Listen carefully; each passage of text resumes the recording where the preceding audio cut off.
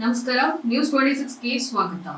ತಾಲೂಕು ಪಂಚಾಯಿತಿ ಕಚೇರಿಯಲ್ಲಿ ತಾಲೂಕು ಗ್ಯಾರಂಟಿ ಯೋಜನೆಗಳ ಅನುಷ್ಠಾನ ಸಮಿತಿಯ ಸಭೆ. ಚಾಮರಾಜನಗರ ಜಿಲ್ಲೆಯ ಯಳಂದೂರು ಪಟ್ಟಣದ ತಾಲೂಕು ಪಂಚಾಯಿತಿ ಕಚೇರಿಯಲ್ಲಿ ತಾಲೂಕು ಗ್ಯಾರಂಟಿ ಯೋಜನೆಗಳ ಅನುಷ್ಠಾನ ಸಮಿತಿ ಸಭೆಯನ್ನ ತಾಲೂಕು ಅಧ್ಯಕ್ಷರಾದ ಕಿನಕನಹಳ್ಳಿ ಪ್ರಭು ಪ್ರಸಾದ್ ರವರ ನೇತೃತ್ವದಲ್ಲಿ ಪಂಚ ಗ್ಯಾರಂಟಿ ಯೋಜನೆಗಳ ಪ್ರಗತಿ ವರದಿಯನ್ನ ಪರಿಶೀಲನೆ ಮಾಡಲಾಯಿತು.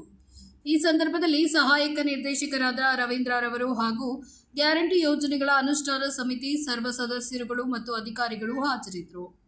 ವರದಿ ಎಸ್ ಪುಟ್ಟಸ್ವಾಮಿ ಹೊನ್ನೂರು, ನ್ಯೂಸ್ 26 ಕನ್ನಡ, ಚಾಮರಾಜನಗರ.